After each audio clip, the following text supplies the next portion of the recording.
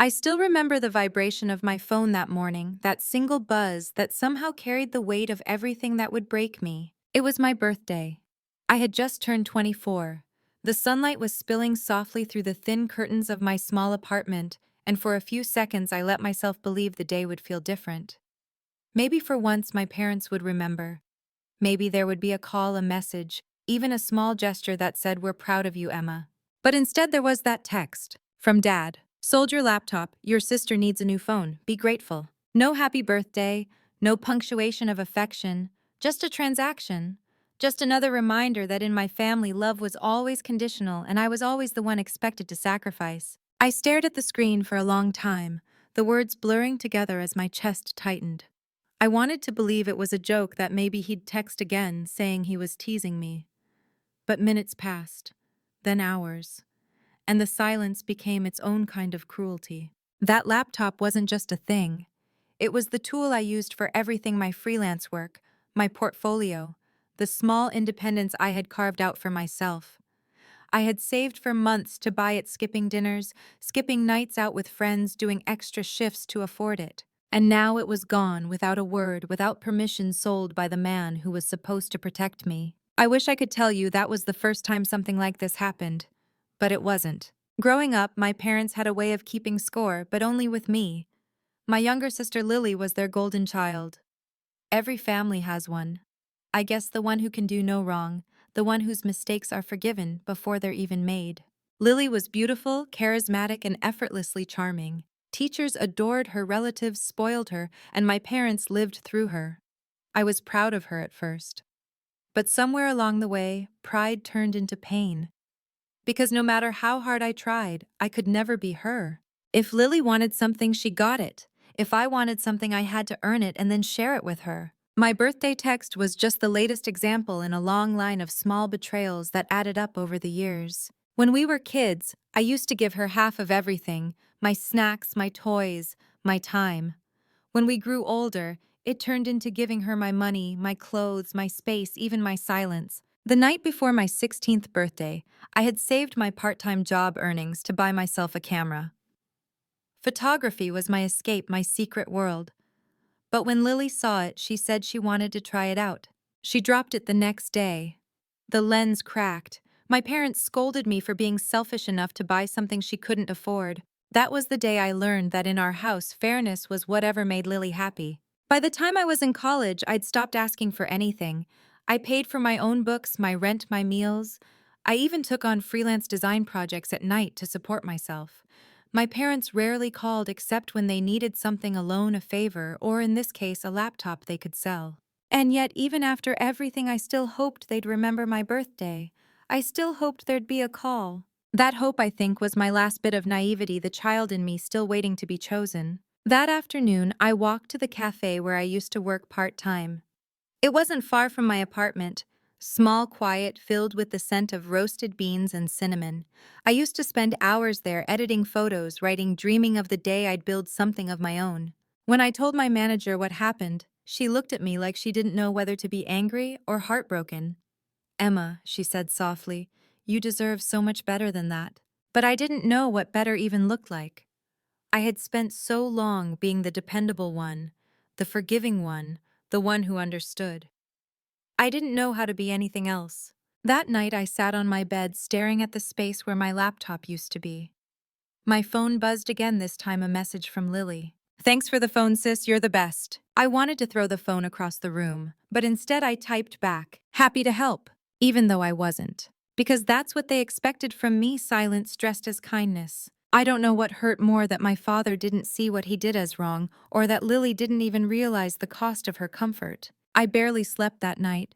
I kept replaying everything in my head: the laughter at the dinner table where my achievements were barely acknowledged, the way my mother used to say, "You're stronger than Lily," as if strength was a substitute for love. By morning, something inside me shifted. It wasn't rage, it wasn't sadness. It was a kind of clarity, sharp and still. I realized I couldn't keep letting them take from me. So I made a decision. I packed a small bag, grabbed the savings I had left, and took the train out of town.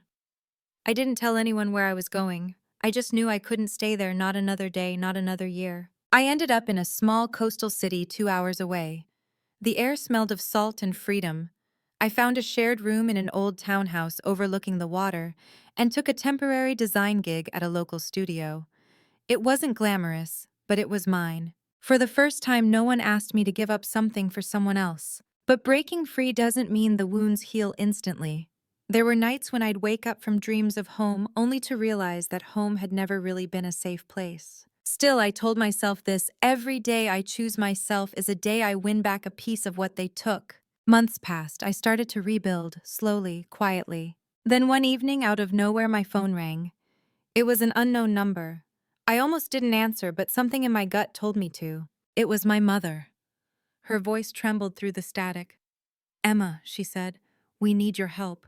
For a moment, I didn't say anything. It had been nearly a year since we last spoke. "What happened?" I asked, my voice cold. "It's your father," she said. "He lost his job. Things have been difficult. We just need a little help. You always manage better than us." There it was again, that old guilt they always knew how to use. I closed my eyes, feeling the old ache rise in my chest. "You sold my laptop," I said quietly. "That was how I worked, how I paid my bills." Silence. "Then you know your sister didn't mean any harm." I almost laughed. "You still don't get it, do you?" But I didn't yell. I didn't cry. I just said, "I can't help you this time." Her sigh was long disappointed, the kind of sound only a mother can make when you stop being useful to her. "Don't forget where you came from, Emma," she said finally before hanging up.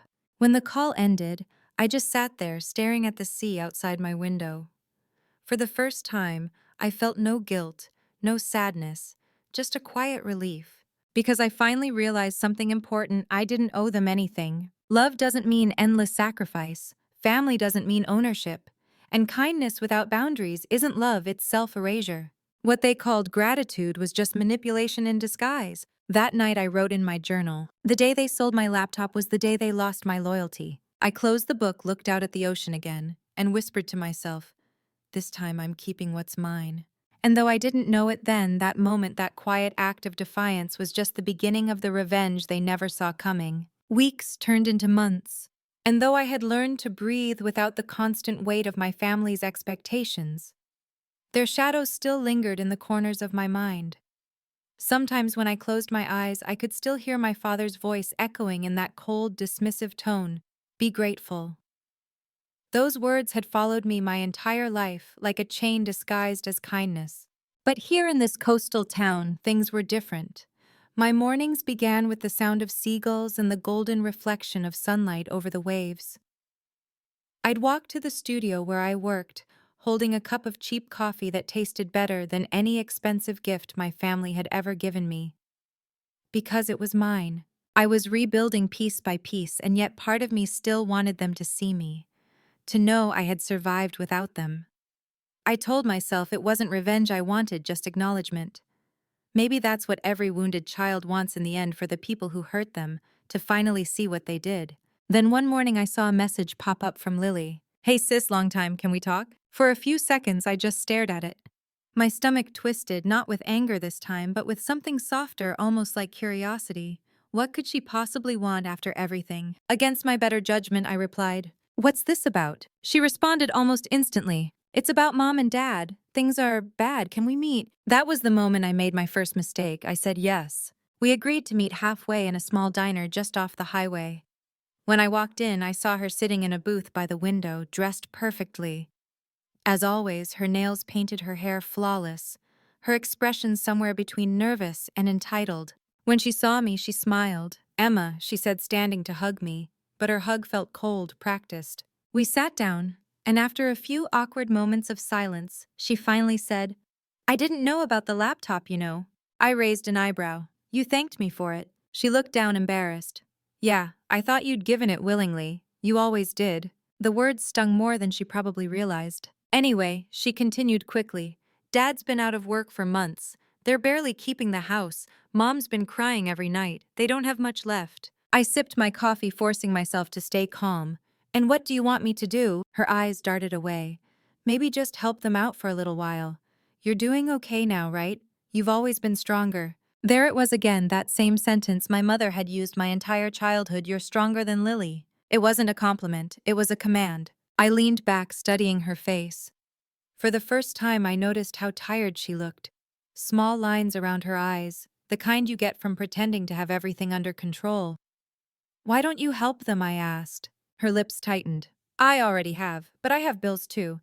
And, well, they listen to you more. I almost laughed. They only listen when I give them something. She looked uncomfortable, then reached across the table.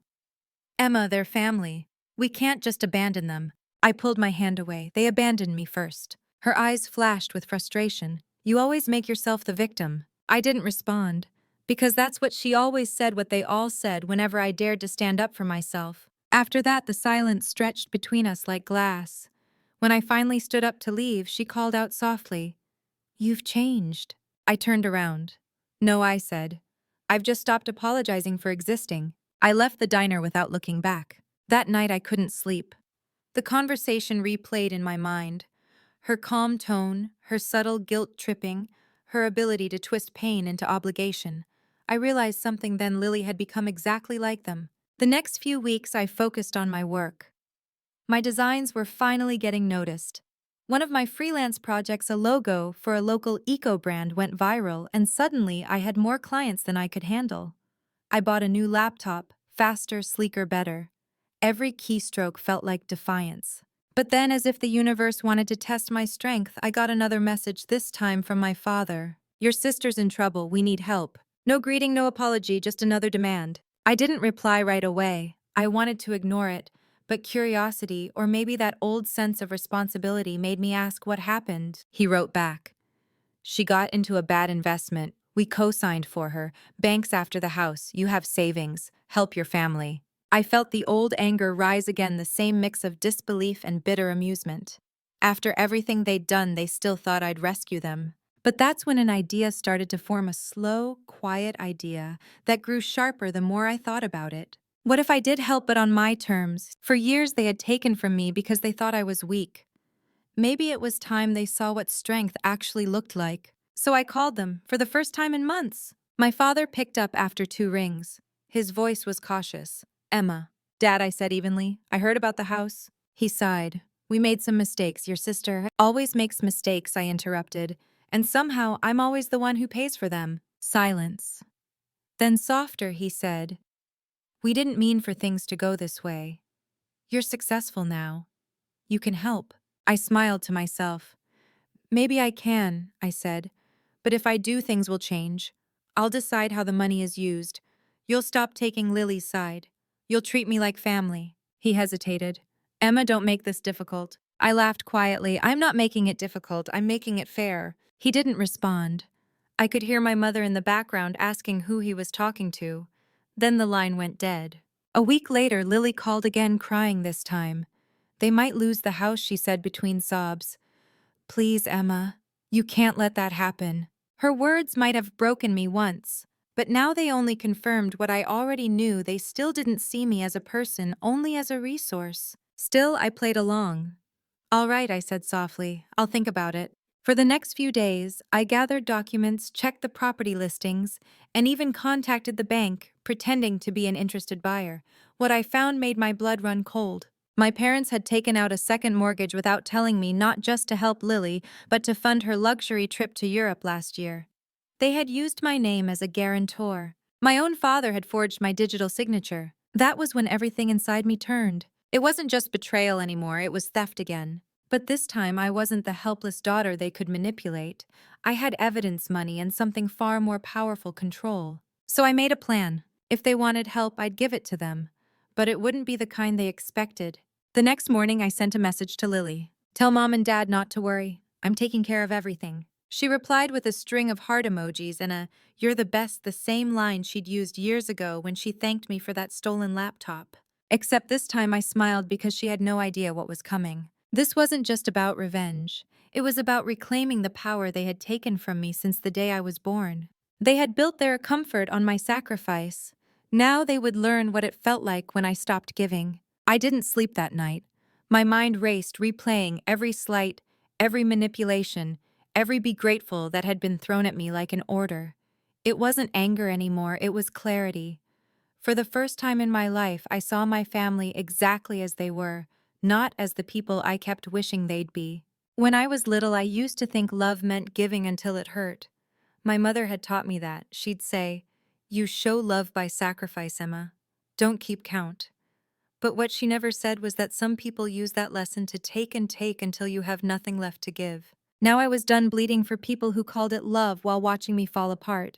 The next morning, I met with a lawyer. His name was Adam, and he had kind eyes that didn't flinch when I told him my father had forged my name. He listened quietly, took notes, and finally said, "We can fix this, but it won't be simple. Are you ready to make it messy?" I nodded. They made it messy years ago. We filed a fraud report quietly. The bank froze the mortgage account pending investigation. Within days, I got the call I had been waiting for. It was my father. His voice trembled, laced with anger, barely hiding his fear. "Emma, what did you do?" "I did what you taught me," I said calmly. "I handled family matters responsibly." "You froze our account. They're threatening to seize the property." "That property was under my name," I reminded him. "You used me without permission. Actions have consequences." He went silent for a long moment. I could hear my mother crying in the background and Lily whispering something I couldn't catch. Finally, he said, "You're punishing your own parents." "No," I said. "I'm teaching them accountability." I hung up before he could say another word. For the next few days, the silence was deafening.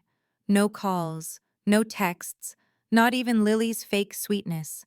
It should have felt lonely, but instead it felt like freedom, like breathing clean air after years of smoke. But peace doesn't last long when you're tied to people who thrive on chaos. A week later, Lily showed up at my office unannounced. She was crying. Mascara streaked her hands, shaking as she held her phone out to me. "They're going to lose the house, Emma. Do you really want that? Do you want Mom to be out on the street?" I stared at her, stunned by the sheer audacity. "Do you even hear yourself? You're not worried about them being homeless? You're worried about losing your safety net." She flinched, her voice cracking. "You've changed. You used to care." "I used to believe caring meant saving people who refused to save themselves," I said. She wiped her tears, her tone shifting from sorrow to venom in seconds. "You think you're better than us now, don't you? Just because you have a little money." I almost laughed. "No, I think I finally understand what my worth is, and that terrifies you." Lily's expression hardened. "If you go through with this, Dad will never forgive you." That made me smile, but it wasn't a kind smile. He never forgave me for being born the daughter he couldn't control. She stormed out, slamming the door behind her. That night I sat in my apartment, staring out the window as rain traced slow, crooked lines down the glass. Part of me wanted to feel guilty, but all I felt was relief. I was finally rewriting the story they had forced me into. Days passed, and then the inevitable happened. The house went up for auction. It was almost poetic watching the property listing appear online. 3-bedroom suburban home needs renovation. They had called it home my whole life, but to me it had always been a battlefield. When I told Adam I wanted to buy it, he looked surprised. "You sure that's bold?" I smiled faintly. "It's symbolic." We went through the process quietly, legally, and with every document signed, I felt the weight of my childhood lifting inch by inch. Within 2 months, I was the official owner of my parents' house. The day I got the keys, I drove there alone. The neighborhood looked smaller than I remembered. The white fence was chipped, the yard overgrown. The place that had once made me feel trapped now stood like a monument to everything I had overcome. When I walked inside, the air was stale, filled with the scent of old wood and dust. The walls still had faded family photos, smiles frozen in time, pretending nothing had ever been broken. I walked to my old room. The same pink curtains hung by the window. My desk was gone, sold probably, but the marks where my laptop once sat were still there. It was strange standing in the same space where I had cried, studied, and dreamed of freedom. It felt like meeting a ghost version of myself, the girl who had once believed her worth depended on how much she could endure. I whispered softly to the empty air, "You made it out." That night I slept in that house, not as their daughter, but as its owner. And in the morning I left the keys on the kitchen counter with a note that said, "Paid in full, consider it even." Then I walked away without looking back. Weeks later, I heard through mutual acquaintances that they had moved into a small rental. Lily had stopped posting pictures of her perfect life online, and my parents, they went quiet, too quiet. But silence can be louder than words. Months passed, and sometimes I wondered if I'd gone too far. Was I cruel, vindictive? Maybe. But then I'd remember that birthday morning, that text that started it all. Sold your laptop, be grateful. That wasn't love, that was ownership. And I had finally reclaimed what was mine, my autonomy, my dignity, my peace. I decided not to sell the house. Instead, I donated it to a women's shelter that helped girls escape abusive homes. When I signed the papers transferring ownership, I felt something crack open inside me, a release that had been decades in the making. That house had taken enough from me. It was time it started giving back. Months later, I visited the shelter. The rooms were freshly painted, the garden blooming. Children laughed in the yard where I once cried. One of the women who ran the place hugged me and said, "You've given them a safe start." But she didn't know the truth that in giving them that, I'd finally given it to myself too. That night, I stood on the porch as the sun dipped below the horizon, painting the sky gold. I thought about all the years I spent begging to be loved by people who only knew how to take. And for the first time, I realized I didn't need their love. I needed my own. Sometimes revenge isn't loud. It isn't a confrontation or a victory you show the world. Sometimes it's just the quiet act of choosing peace after a lifetime of pain. If you've ever been made to feel small, to doubt your worth, to give until you're empty, I want you to know this: walking away isn't weakness. It's the beginning of your power. Because when you stop trying to prove yourself to those who never deserved you, you finally start becoming who you were meant to be. And that is the sweetest revenge of all. If my story resonated with you, if it made you think of your own, please like, share, and subscribe. Tell me in the comments what moment made you realize your worth. Because maybe, just maybe, someone else out there needs to hear that they can too.